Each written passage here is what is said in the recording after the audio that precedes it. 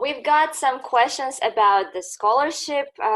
So did you get scholarship? I know that for Uzbekistan, there are some available scholarships. So could you tell a little bit about them or what opportunities are available for WIUT students? Well, there are scholarship opportunities for students from Uzbekistan. I think most of the scholarships are, fortunately or not, tied to nationality, tied to the passport. So I think one, like, very first of all, like the easiest option would be to look for a scholarship in the country, which are now available. So at the moment when I was applying, there was no such scholarships. There is now this scholarship called El-Yurt Umide, which is a governmental scholarship, and it's paid by the Uzbek government for students to go abroad, study, and return to Uzbekistan to work for a government. I think this is an excellent opportunity, and people have to know about it and have to use it as much as possible. Other than it, there is this scholarship by Islam Karimov's foundation, which also covers like tuition fee plus living costs, going to abroad to study, again to return to Uzbekistan. But I don't think it covers like all the subjects, but it covers like certain like dedicated study areas. So again, I didn't have that opportunity because it just simply wasn't available in 2015, in 2014 when I was applying. So I started my master's in 2015, I think. But there was this option of waiting for Chevening scholarship, which was so the prerequisite before was that full 2 years of full-time work experience. At the moment, they do count, if I'm not mistaken, they do count any type of work experience. So if you add your internships, volunteerships, like any part-time work, and if it adds up to 2 years, then you can apply to Chevening scholarship, which I think is great. Yeah. Again, I didn't have that opportunity, but I mean, I could have waited for 2 years and worked and then try my luck. But because I already got an application letter, I was trying to find all possible means of getting funding. And like many, I did apply to all possible instances. I tried to look for money from the government. I tried to find money at the UN agencies, at the corporations. I was asking for money wherever it was possible. Like I think I wrote letters to like Coca-Cola or Nestle or like anywhere, wherever possible. Like, you know, you like just like any possible email I could find. And I think, and I'm not mentioning that there are also certain scholarships by the university, like full scholarships by the University of Oxford itself. And most of the universities have their own scholarship programs. Like some of them you have to apply separately, some of them you apply automatically. There is this Clarendon Scholarship Fund, which you just need to apply to the university and you get automatically considered for that scholarship. I mean, there are lots and lots of scholarships. It's really dependent on the passport. So anyone applying has to go, there is a special website. I can maybe share a link or something after, or you can find it yourself, where you look for the country, and then there are like lists of eligible scholarships. One scholarship I know for sure, there is this Oxford Islamic Center scholarship, and for that you have to write a special essay on top of your normal application process. So I didn't get any of those, and my only option was left is to ask for funding from the faculty where I was studying, where I was admitted at that time. So, and in order to prove that I actually tried to get money on all other possible fronts, I had to provide the refusal letters from all of these organizations that I applied to, saying like, hey, I really want to study. Like, it's not that I'm pretending or faking it. There's just no money available for me, and there are no scholarships like we didn't have governmental scholarships at that time, as far as I know. So that was the only way for me at that time. And yeah, the Blavatsky School of Government then agreed to fund partially my tuition fee. I see. Do you have any recommendations for WIUT students to get a higher scholarship, maybe to acquire certificates prior applying to the scholarship, or I don't know, to read more essays, or how to do that? I don't think it, I mean, of course, getting professional qualification matters. But I think for scholarship, what matters mostly is the combination of networking and luck, fortunately or not. So the bigger network you've got, the bigger network of exposure you can go into and say like, hey, I need this money, the bigger chances you have. Like there are organizations willing to help. There are like certain like business individuals who are happy to fund. Maybe not happy, but they are ready to give some money. So some high net worth individuals sometimes they do sponsor it as a part of their like social commitment. Pro bono, yeah. Yeah, yes. So it's really about networking and being lucky. So the bigger network you have, the more people you can reach out to. And of course, it's about persistence. Like you have to keep applying. You have to keep being rejected. This is normal and it's part of the process. And so you have to be ready for that. So you have to get this all rejection letters. Like it feels like humiliation at times, but this is part of life. You can't do anything about it. That's true. But when you reach your aim, it's all worth that, I believe. Could you name 3 things about the Oxford University which come up to your mind just right now? 3 main things which you liked maybe about the Oxford University. 3 words, you mean, or just 3 things? 3 things in general, like. 3 things? Well, it's world-class education. It's students from all across the world.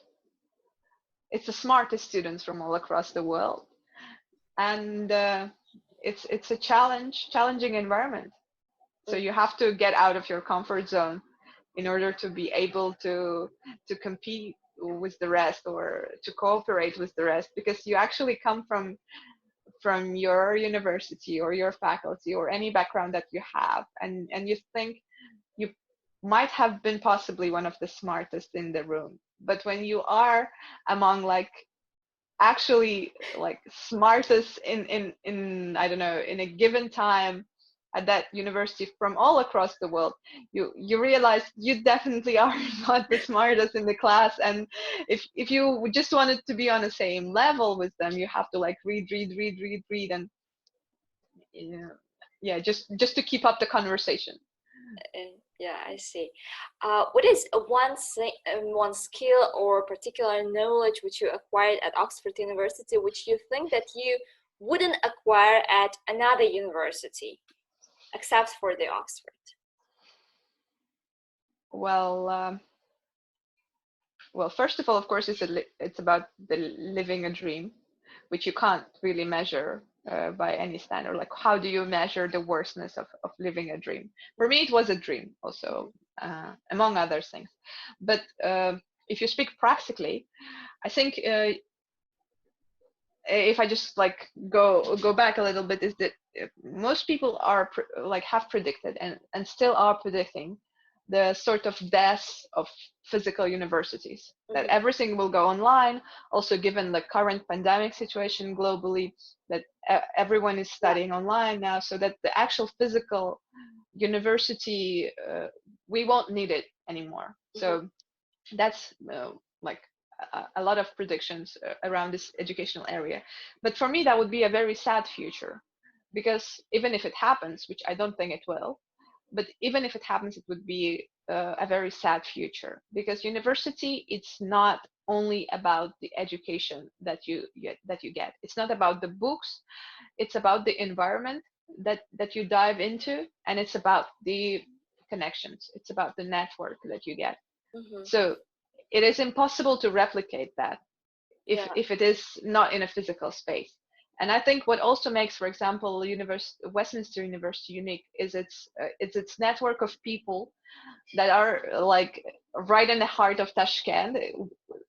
Like you just enter from the doors, and then you suddenly start speaking English and reading books in English and thinking in English. But then you just step out, and then you go back to your normal life. I don't know, normal Kellen life, which is very different. So it's like two different, completely opposite worlds, and you cannot replicate it if you just go on, like, and do the same course online. Like if you go to if you are to study law, let's say, Mm-hmm. always online, not during pandemic, but like all through this 4 years, it would be a completely different experience than what is going to canteen with people, what is about chatting with people, what is about like debating with each other, with professors as well. And all this experience, it cannot be replicated online. Yeah, I completely agree with you. Especially as you said, there were a lot of your group mates who were very much experienced, and I believe that if it would be online, you wouldn't have the opportunity to discuss maybe the topic uh, which was just taught to discuss that in small groups and elaborated more. Yeah, that's definitely true. What is the most the one thing which you miss about the Oxford, and you think that this is something which is like which you don't have right now? I don't. Yeah, I can't speak of everyone, like from everyone, what everyone needs. Like, unfortunately, we are living through unprecedented times, and Yeah. I don't know, like honestly, well, what most people need, and some people might be in need of food. I don't know, basic stuff. But what we need, what I need is this intellectual stimulation and interaction with people. Mm-hmm. It's the environment that I miss. So you when you go out of the university, you never miss like deadlines or course books That's or courseworks, but you miss people. So true. we are homo sapiens, Yeah. and we need other sapiens around us. Yeah, we definitely need this society. Can you tell, as a person who studied at both Westminster University and the Oxford University, is there anything common in those two universities which helped you maybe a little bit easier to accommodate in the Oxford University? Well, similarities, I think I mentioned. It's this feeling of exclusive bubble that you get into, and it's the experience of a completely different world. Mm-hmm. So the same for Westminster. Like it's a completely different life outside of the door, and inside it's a different experience. Mm-hmm. And when they teach, one of the best things that the University of Westminster teaches is to try to think independently, to write independently, and most important thing is not to plagiarize. Mm-hmm. So I think it's extremely important, and a lot of state educational system misses that. This is what the system lacks, is that they don't teach how to write, or like to create own ideas, Mm-hmm. and not to plagiarize. And I think this is very important when you go out and study somewhere abroad, because this is where they don't tolerate it. Like there's zero tolerance Mm-hmm. to plagiarism or stealing, and I think this is what university teaches us. And also, like in terms of education, I think it gives pretty high standards, especially in certain subjects. Of course, it's always dependent on someone who is studying and someone who is teaching, but because at Oxford we also had, like, the public policy course also has its law course. Mm-hmm. It's a part of the curricula. One semester you study law, and well, for me it was very like easy because it was such a basic law that, I don't know, year 3 or 4 student does. And like, honestly, um, I think it gives like much better legal, of course, like you study there one semester and then you study 4 years. Yeah. It's different, but the standard or the depth of the subject was completely two different levels. Mm-hmm. So studying law, of course, helped me to go through the law course at Oxford, if that helps anyhow. Yeah, I see. You've mentioned at the beginning of our interview, you've mentioned that you applied to several universities along with the Oxford University. So there was one question from our students.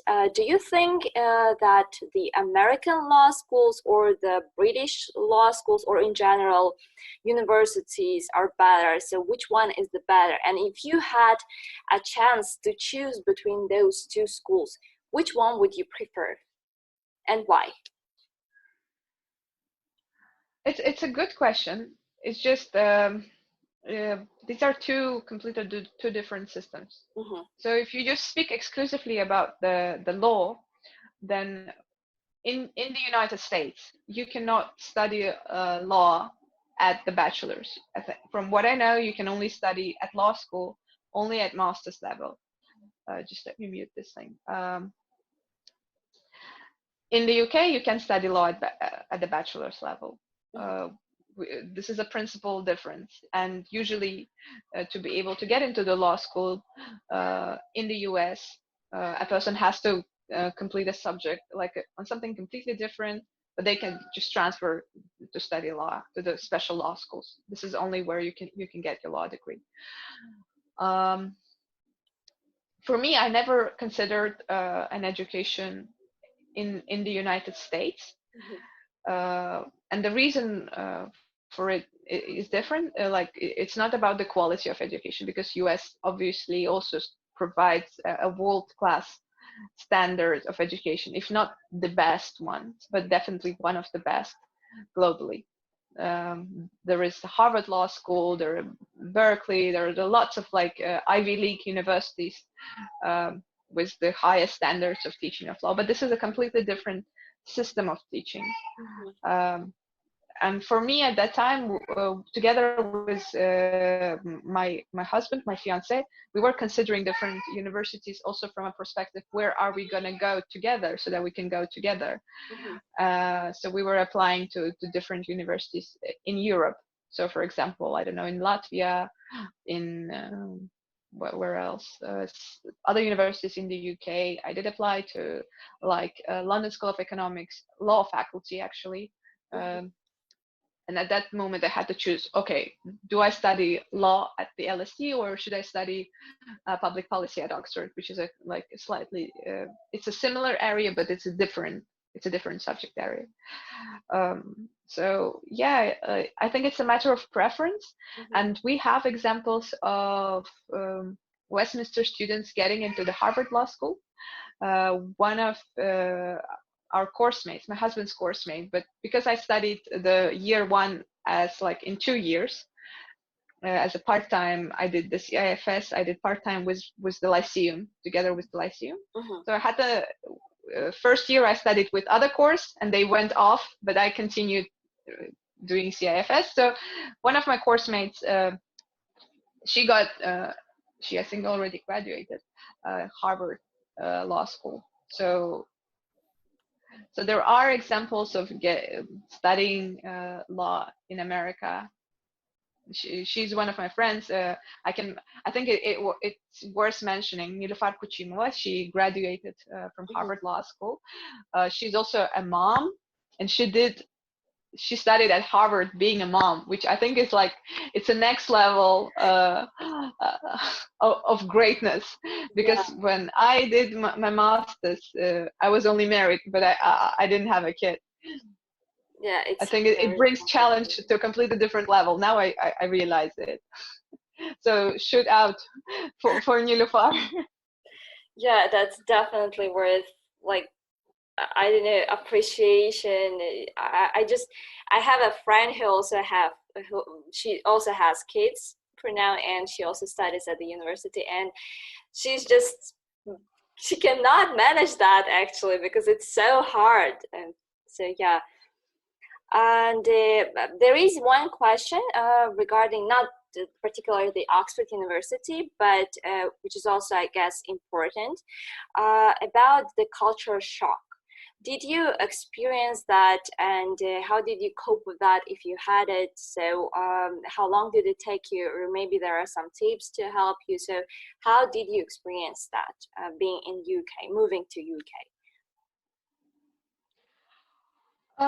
I don't remember that much of a culture shock because before actually getting into my degree, I traveled extensively the world. So as a part of partly together with United Nations and Mm, also with Model United Nations and with other programs and just for personal travel, I traveled the world quite extensively. So for me, there wasn't much of, let's say, eye-opening thing about a country. Some things, of course, were language related. For example, uh, in English-speaking countries, in the UK or probably as well in the US, not so much in the US, but people are not that straightforward when they speak to you in terms of saying, yeah, this is great. Well, it doesn't necessarily mean this is great. mm, So so there are a lot of things that you learn only by experience, by talking to people, mhm, getting into the culture of these small talks. It is challenging for a girl from quite conservative family, and also like all this networking that you have to do, which is done very differently here. So that a lot of people, they have to go, not have to go out, but they go out for like drinks after work or after studies. They go to pubs or bars, and then they socialize there, and the way they socialize is already like a sort of art. When they get into this little conversation, small talks, everything about nothing, and then they move completely to a different person, and then they again like they start their pitch, mhm, and you can't do that unless you learn it. And it's very difficult. It was very difficult for me.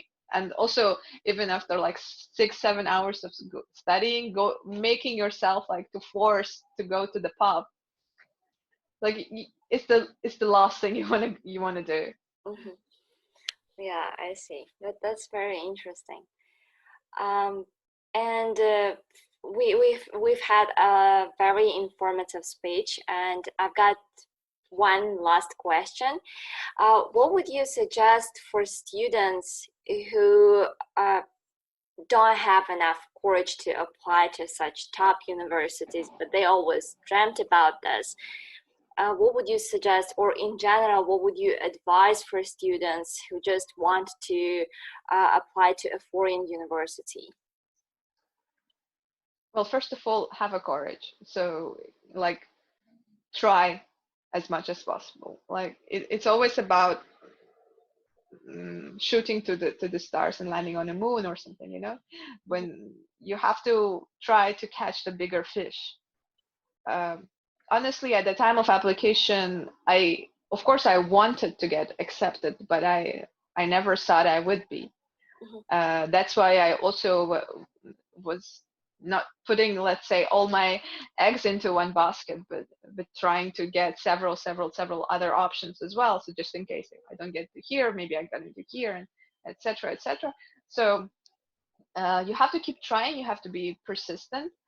I know a lot of students really want to study abroad, and I really welcome this initiative. I think it's one of the best things you can do in your life, and not just for career, but personally for development, for challenging yourself. Because when you are in a small pool, you have a completely different sense of self.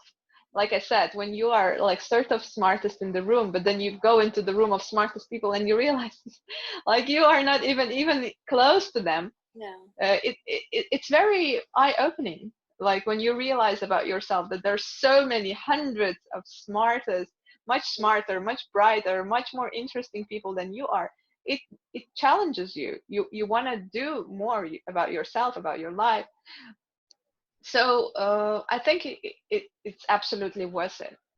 So going out there and trying new things and trying new life, also a life when you don't get a support of your parents, when you have to live in a dormitory, when you have to like share spaces, even like the basic stuff, when you have to pay for your own electricity. It's like like an Uzbek girl who grown up in a family. You never got to do this. Like you never haven't, like you Yeah. never go and Usually like pay parents. your electricity. Your parents do it, and all this sort of like even tiny things that they change you as a person. So I really do encourage everyone, and this is the part of the reason why I agreed to get for this conversation, and also part of the reason why I try to like to have my blog on Instagram, to write about education and to motivate people to go out of their shells and actually getting to the bigger world, at least for some time. And obviously, if people are going with an intention to return, maybe it's even better. So just to get that experience, get that exposure, and then return and use this knowledge, use all this experience that you've brought in your backpack and apply it in the home country. So as much as I can, I encourage everyone in my blog, in this interview. I hope some people will watch it, even if one person will find it useful. I'll think our mission is accomplished. So what Yeah, else? there were a lot of very useful links which you provide. Like recently, I've seen the link which you provide to the interview with Dut, right? He was talking about education. I think that this information is pretty useful, especially for students who just dream about getting abroad, abroad education. And I just one question came up into my mind. Is it possible for a student to work and simultaneously study? I know that studying itself is very hard, but just to manage maybe a little bit help to your parents or something. Well, personally, I wouldn't recommend that. Of course, as much as you can avoid it, the better.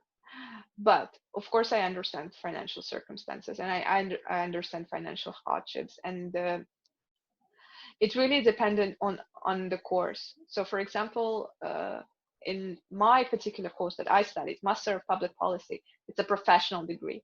It's not as much as academic degree, but it's a professional degree, meaning that it's a very subject intense, because it aims to equip professionals with special professional knowledge. So it's very differently structured to other academic programs where a lot of master's degrees, for example, in the UK, and one of like examples, my husband's course, it was investment and finance. So they had like courses 2-3 days a week. Most of the time was like for self-study, like in Westminster in year one, when you have like lots of free time. Even if you have exams and coursework, you still have lots of free time. And he actually started to work quite like, I think if we started studying in September, he started looking for work maybe in December, and in February he started doing part-time work. With my course, it would have been impossible because our studies were 9 to 6 every day, and also tons of reading like on weekends, like 300-400 pages at least, like every weekend. So it was very, very intensive, because the way it's structured is that the professionals who are in their career, they can take that gap year called sabbatical, get their masters and go back to work. So it's like super, super, super tied up, narrowed course. For example, the same thing they study at Harvard, but they study it in 2 years, not in 12 months. But Master of Public Policy is like 12 months program, and super, super intense. Like one subject, you finish it like 1 week, 2 weeks, and then you have to switch to a next subject. So in 2 weeks you have to cover like lots of stuff, and that's why it's like it's super super intense. Even when we started the course, our like dean of our school, she said that of course she like encourages sport, but please like don't get into like Oxford sports when you have to go rowing and etc., because it's you just physically like don't commit to that because you won't have time. And we actually didn't have time to do most of amazing stuff that Oxford as a university provides. Like when you think of Oxford students and all this like rowing in the morning, then going to debate club, and then going to pub at night, and then you just don't have time for that, because you have 9 to 6, 9 to 6, 9 to 6, and then you have lots of reading for night, and then you have coursework every 2 weeks or every week. So it's like choose your program wisely, and if your plan is to also work, then choose academic programs and look out for the curricula before you start, or maybe even before you apply. So if you see like it's the course is dispersed and it gives you time, talk to students, like existing students. Are they managing to work? Because lots of students, for example, in their bachelor's, they work, they have time, they work in coffee shops and libraries, and it's great. Like, but just choose wisely. Talk to students beforehand. I know a lot of people write to me on Facebook or on Instagram, and with this video, I also want to apologize that I don't respond to everyone, because um, I physically don't have time to respond to every single message. I hope people don't think I'm too arrogant. It's No. just I physically don't have time, and if it's a questions that can be Googled, I stopped answering them, like honestly, because I used to have like every day at least 5 people writing about like please advise about this, please advise about that. So as Yeah. much as I can, I write posts. Mhm, There are posts on my Instagram page about all these scholarship programs, for mhm, example, available to students from Uzbekistan. um, there are posts about like scholarships for like getting into the bachelor's degree. There are advices on that, and if people want to learn more about it, they can like write in comments or something. Okay, I see. Are there any questions? I know that you got a lot of questions from your subscribers before this interview. Is there anything which we didn't mention during this interview? Well, there were some questions about like switching faculties or switching universities during the studies. Uh-huh. Uh, I know some people who've done it, not from Oxford, but from other universities. I know they switch their courses, but mostly throughout their bachelors. I don't think in masters they allow it, but it's really, again, it's about negotiation, Mhm. how you prove your point to your university and to the other university where you want to switch. I know a lot of prominent professors of their time, they switched their subjects immediately, like they were studying literature and then they would go into physics. But it's better if you choose beforehand. uh, it's easier if you choose beforehand.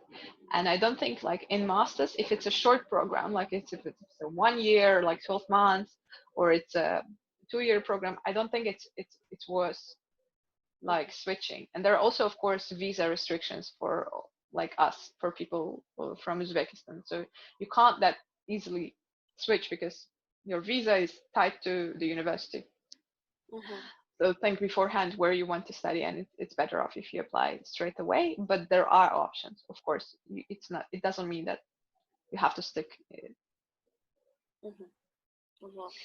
Thank you very much for your time, Lola. I think it was very useful and informative interview, and I think that a lot of students find it useful, and your experience is broad. Thank you very much for your time. We do appreciate it, and especially on behalf of the Commercial Law Course and the Law Society, and of course the WIUT students. My very best regards to all the faculty members who still remember me, and to the students, of course. One thing I remembered right now, since you asked, like, what are the similar things between Oxford and Westminster? One thing that Westminster also taught me really well, and I think teaches everyone really well, is a sense of giving back to the community. Like, there are always these charity programs that students run themselves. They don't even need like students union or anything for that. They just voluntary charitable stuff that people do. There's a lot of this sense of giving back to the community. I think part of it is thanks to the fact that people realize that we are privileged already by the fact of studying at Westminster, by the fact of studying in Tashkent, and then at Oxford as well. Of course, you realize that you are part of the privileged group. So there is this common sense that is shared, that we have to give back to the community. That if we got lucky, we need to help others as well. There is not a secret. There is no like top secret anything involved.